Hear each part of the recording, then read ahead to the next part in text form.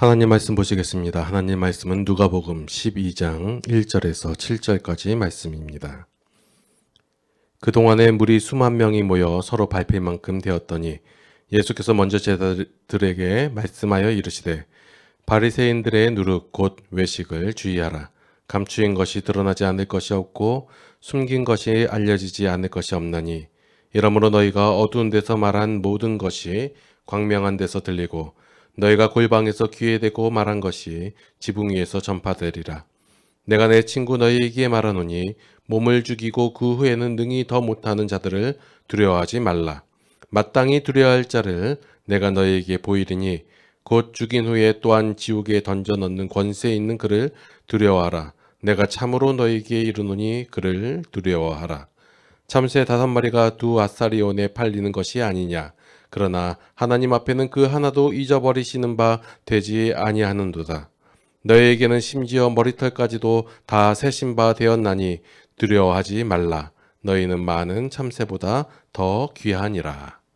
아멘. 자, 오늘 말씀은 우리가 평상시에 너무나도 당연하다라고 생각하는 그런 상식을 조금 흔들어 보면서 말씀을 전하고자 합니다. 자, 여러분들이 신앙생활을 하면서 가장 많이 듣는 단어가 무엇일까요? 일반적으로 신앙생활을 한다. 무엇인가 바라고 빌고 그리고 얻어내는 것. 이게 일반적인 사람들이 생각하는 신앙생활이에요. 무엇인가 어떤 것을 추구하고 아니면 내 현재 상태에 있는 문제를 해결하고, 그렇게 하기 위해서는 우리가 무엇을 해야 되는가, 어떻게 해야 되는가, 그리고 최선을 다해서 열심히 해라. 이 열심이라는 단어를 좀 많이 들을 거예요. 열심히 기도 생활하십시오. 열심히 예배를 드리십시오. 열심히 헌신하시고 열심히 믿으시기 바랍니다. 그러면 여러분들이 최선을 다해서 열심히 그 말씀에 순종할 때 하나님께서 여러분들에게 복을 주실 것입니다. 이 말을 많이 들었을 거예요.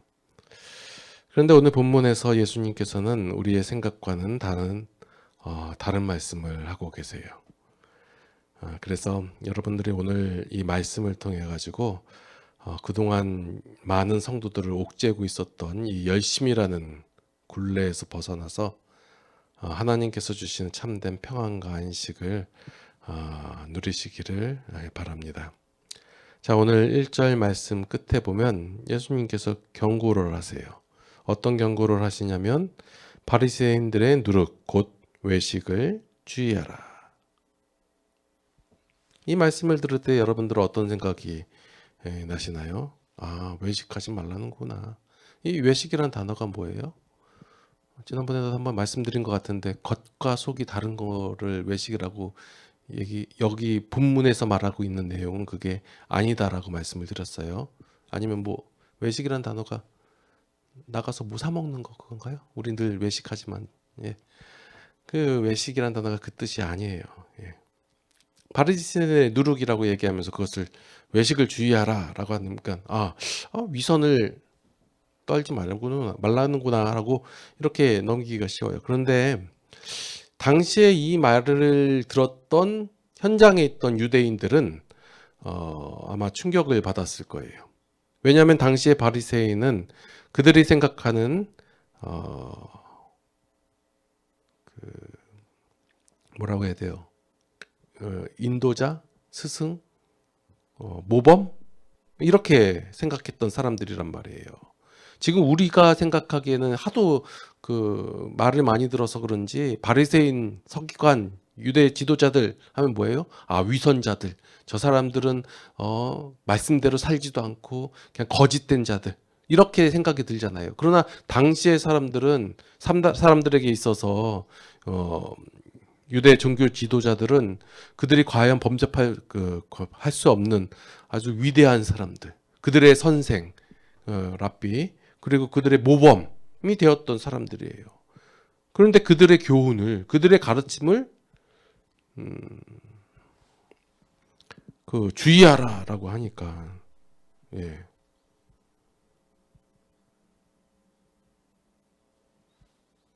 그 문제란 말이에요. 충격으로 받아들였단 말이에요. 그러니까 쉽게 생각하면 여러분들이 그 유대 종교 지도자들을 생각할 때 여러분들의 신앙에 많은 영향을 끼쳤던 그런 선배들이 있잖아요. 신앙의 스승들, 아니면 많은 목사님들, 장로님들, 아니면 어떤 선교사님들, 뭐 이런 사람들이 그런 모든 사람들이 닮고 싶어하는 그런 신앙의 선배들, 그런 자들과 같은 선상에 있었다라는 거예요. 그러니 그들의 가르침을, 그들의 누룩을 주의하라 라고 예수님께서 말씀하시니까 이건 충격으로 다가올 수밖에 없는 거예요. 이제 좀 비교가 되나요? 지금 여러분들의 지금 신앙의 멘토들 한번 머릿속에 그려보세요.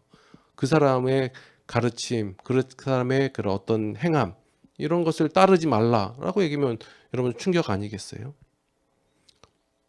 마찬가지로 당시에 그 예수님의 입지는 솔직히 말해가지고 뭐 기적은 좀 베풀었지만 듣보잡이거든요. 그런 사람이 나타나가지고 바리새인 그 예수님의 명성과는 비교도 안 된 그런 확고한 지위를 갖고 있는 바리새인들의 말을 듣지 말고 바리새인처럼 살면 안 된다라고 말을 해버리니까 이 말 자체가 당시 사람들에게는 어떻게 들렸을까요? 그러니까 너희들은 도덕적으로 완벽하게 살려고 애쓰지 마라. 그게 위험하다. 라는 그런 말처럼 들렸을 거예요. 그러니까 얼마나 황당해요. 그래서 우리는 이 예수님의 말씀인 그 외식, 그 위선이란 단어를 우리가 제대로 이해하려고 넘어가야 돼요. 그냥 겉과 속이 다른 거, 겉속은 아주 시커먼데 겉은 착한 척하는 그런 쇼라고 생각하면 안 돼요. 성경에서 말하는 바리새인의 외식은 그런 연기가 아니고, 제가 지난주에도 계속 말씀을 드렸잖아요. 바리새인은 겉과 속이 같은 사람들이었다고. 일반적인 사람들이 생각하는 것보다 훨씬 더 온전한 그 성경 말씀대로 살려고 하는 그 열정 있는 사람들이었고, 그대로 실행하는 아주 존경받아야 마땅한 그런 사람들이었다라는 거예요. 그런데 왜 예수님께서는 그들을 위선자라고 했을까요? 여기서 말하는 위선은 어떤 그러니까 연기하다라고 하잖아요. 그런 거짓된 모습이 아니라 그 하나님에 대해서 오해를 하는 걸 위선이다라고 표현하고 있는 거예요. 그러니까 바리새인과 서기관들 종교 지도자들이 하나님을 오해를 했어요. 그 율법을 주신 하나님의 마음을 오해를 했었고, 하나님께서 그들에게 주신 은혜를 오해했기 때문에, 무엇인지 몰랐기 때문에 이것을 어떻게 접근을 했냐면, 하나님께서 너희에게 이렇게 사랑을 베풀고 은혜를 줬으니까 너희가 거기에 대해서 보상을 해라, 액션을 취해라, 이렇게 오해를 했단 말이에요. 그래서 그들은 또 어떻게 하나님 앞에 나아갔냐면, 내가 이만큼 하나님 앞에 그 신께 이러한 헌신과 열심을 내었으니 그에 대한 보상을 해달라라는 이런 거래의 원리로서 하나님께 접근을 했다라는 거예요. 그것을 누룩이다, 그것을 위선이다 라고 얘기하는 거예요. 그래서 이들은 지금 우리가 생각하듯이 바리새인은 아주 나쁜 놈, 겉과 속이 다른 그런 사람이 아니라 어떤 사람이래요? 오해를 한, 진실을 오해한 안타까운 사람들이다라는 거예요. 그러니까 죄인적인 기준과 가치를 가지고 하나님을 대하니까 하나님도 이러한 우리가 알고 있는 거래의 방식이 통하겠지 하고 그 모든 하나님의 말씀을 우리가 오해로 받아들였다라는 거예요. 그러니까 내가 이렇게 열심을 내야지, 내가 이렇게 행함을 해야지, 그것을 보고 하나님께서 나에게 상을 주시고 보상을 해줄 것이다 라는 이 기반으로 하나님을 다가가니까 이것에 대해서 예수님께서 뭐라고 말씀하시는 거예요? 화 있을진저 라고 말하는 거예요. 이 말은 저주가 아니라 예수님의 탄식이에요. 아, 안타깝다. 저렇게 열심히 하고 있는데 그게 헛고생이라니. 너 뛰어가는 방향이 틀렸다. 헛된 열심 때문에 지금 너희가 인생을 허비하고 있구나라고 하면서 안타까워하는 거예요. 바리새인들이 그렇게 진심을 다해 열심을 내고 그 소망을 향해 달려갈 때 그것이 다른 방향이었고 잘못된 열심이고 헛된 열심인 줄을 아는 예수님께서 안타까움에 화 있을진저 하고 얘기하시는 거예요. 이 바리새인과 율법 교사들은 무거운 짐을 스스로 짊어지고 힘들게 살고 있어요. 그래서 그 예수님께서는 그 방향 틀린 열심이 얼마나 영혼을 부패하게 만드는지 아느냐, 그렇게 만드는 누룩이다라고 경고하고 있는 거예요. 자, 여러분, 우리가 착각하고 있는 내용 중에 하나가 예수님께서 또는 하나님께서 말씀 가운데, 성경 가운데서 열심을 내어라라고 하신 것 같잖아요. 그죠? 우리 인생을 열심히 그 하나님의 앞에 바치라고 말씀하셨을 것 같잖아요.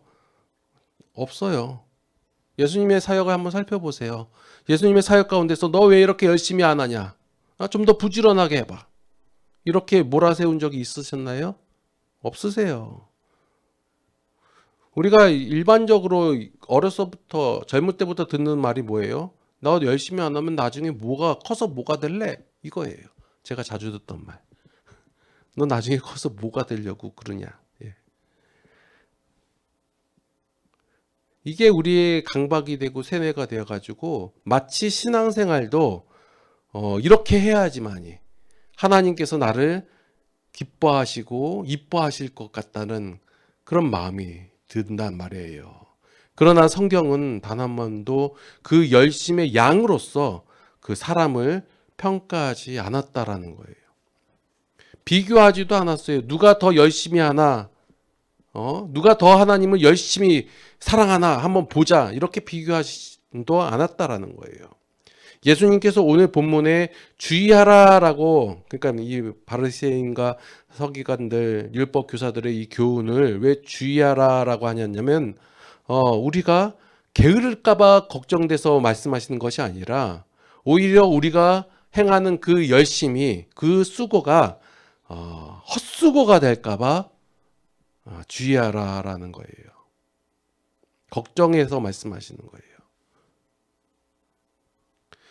그러니까 예수님께서는 우리가 행하는 그 신앙이 이것이 진리인가, 이것이 옳은 방향인가, 이것이 하나님의 뜻에 합당한가라고 이것을 살피라는 것이지, 무조건 네가 열심을 내서 속력을 내어서 다른 박질하라, 그 얘기가 아니에요. 하나님께서는 우리의 인생에 어떤 단 한순간이라도 헛된 열심으로 낭비되는 것을 원하시지 아니하신다라는 거예요.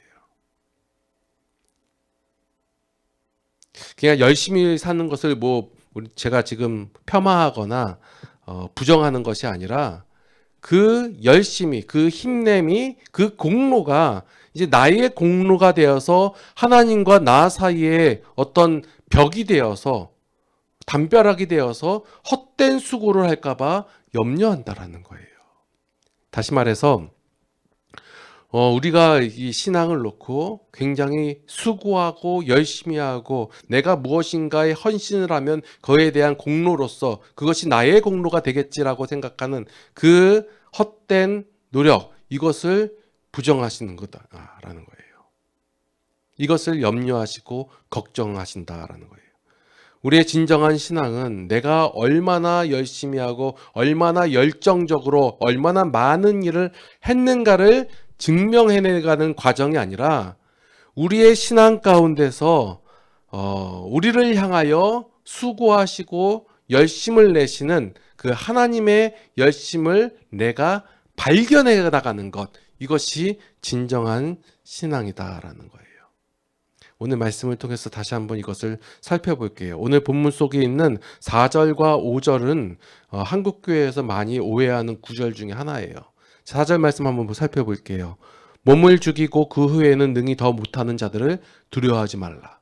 자, 여기서 몸을 죽이고 그 후에는 능히 더 못하는 자들이 누구예요? 사람이에요, 사람. 사람, 자, 세상에서 제일 무서운 게 누구예요? 사람이에요. 귀신인가요? 유령인가요? 귀신이나 유령은 우리를 어떻게 하지 못해요. 근데 솔직히 그 여러분들이 외딴 그 골목길, 어두운 골목길 걸어갈 때 그 사람이 있으면 좋아요? 아니면 없는 게 좋아요? 사람이 있으면 무서웠단 말이에요. 왜냐하면 사람은 우리의 그 육체를 어떻게 해할 수 있고 죽일 수도 있단 말이에요. 근데 성경에서는 뭐라고 얘기하냐면 그런 자들, 그 후에 영혼을 잡아서 뭐 어떻게 할 수 없는 이런 자들을 두려워하지 말라라고 해요. 여러분들 그래서 두려워하지 않아도 되는 거예요. 여러분들의 재산을 어떻게 할 수 있는 사람들, 건강을 어떻게 할 수 있는 사람들, 여러분들의 목숨을 어떻게 할 수 있는 사람들, 물론 두렵고 힘들고 어렵겠지만 그런 자들은 영원히 여러분들의 속박할 수 없기에 그런 자들은 두려워하지 말라는 거예요. 사람을 두려워하지 말라는 거예요. 그럼 5절 말씀 볼게요. 5절 마땅히 두려워할 자를 내가 너희에게 보이리니 곧 죽인 후에 또한 지옥에 던져 넣는 권세 있는 그를 두려워하라. 여기서는 본문에서 이렇게 되어 있고 마태복음에서도 나와 있고 그래요. 쉬운 성경에도 있고 여러 다른 번역본에 이 말씀이 어떻게 번역되어 있냐면 존칭어로 써놨어요. 마태 그 세번역서에서도 보면 그 권세 있는 분을 두려워하라 이렇게 해가지고 높임말을 써놨거든요. 자, 그 성경은 다 우리가 갖고 있는 게 번역본이라고 했잖아요. 그래 원문에는 표현이 안 된 것들을 의역하면서 번역하면서 이것을 의역해놨는데 한번 생각해 볼게요. 자, 4절에 그 능히 못하는 자들을 두려워하라 했어요. 두려워하지 말라라고 했어요. 그럼 사람을 두려워하지 말고. 그럼 5절에 나온 우리의 육체 또한 육체를 멸할 수 있고 또한 우리의 영혼까지 지옥에 던져놓는 그가 누구예요? 여기서 말하는 우리 그 다른 번역서에는 하나님이라고도 돼 있어요. 그럼 하나님이 맞는지 한번 고민을 해보자고요. 그리고 이제 6절, 7절 말씀해 보면 7절 두려워하지 말라라고 돼 있어요. 또 이게 뭐예요? 그냥 이거 솔직히 말해가지고 말씀을 조금만 멀리 떨어져서 보잖아요. 우리가 믿는 이 내용이 완전 말이 안 되는 내용이 많아요. 사람은 두려워하지 말고 하나님을 두려워하라. 근데 그 하나님은 너희의 머리털까지 세신 바 됐는데 그를 두려워하지 마라. 두려워하라는 얘기예요. 두려워하지 말라는 얘기예요. 하나님이 이렇게 막 갑자기 휙 변하나요? 사이코패스예요? 자, 봐요. 우리가 어떻게 배웠냐면 하나님은 몸을 죽일 뿐만 아니라 지옥까지 보낼 수 있는 그런 분이니까 너 하나님 앞에서 제대로 해. 똑바로 믿어. 이렇게 배웠단 말이에요. 근데 다시 한번 생각해 보면 5절의 존재가 만약에 하나님이라면 바로 이어지는 6절과 7절 말씀이 도무지 연결이 안 된단 말이에요. 6절에서 하나님은 참새 한 마리도 잊지 않으시고 7절에서는 우리의 머리털까지 세시는 그런 자상한 분으로 묘사되는 머리털 센다는 얘기가 너를 세미하게 잘 알고 돌보고 보호하는 의미로서의 이 표현이거든요. 그러니까 그런 자상한 하나님, 너는 참새보다 귀해, 내가 다 지켜줄게 라고 얘기하면서 동시에 나는 널 지옥 보낼 권세가 있어. 무섭지. 뭐 하는 거예요 이게. 우리가 그러면 이 하나님 얼마나 이상하게 믿고 있는 거예요. 대부분 많은 분들이 또 번역본에서 5절 말씀을 하나님이라고 해석해 놓고 이해를 하시는데 저는 그렇게 생각하지 않아요. 말이 안 맞잖아요. 앞뒤 내용이. 그럼 누구예요? 5절 말씀에서 나타내는 그는. 그거는 다 다음 주에. 예.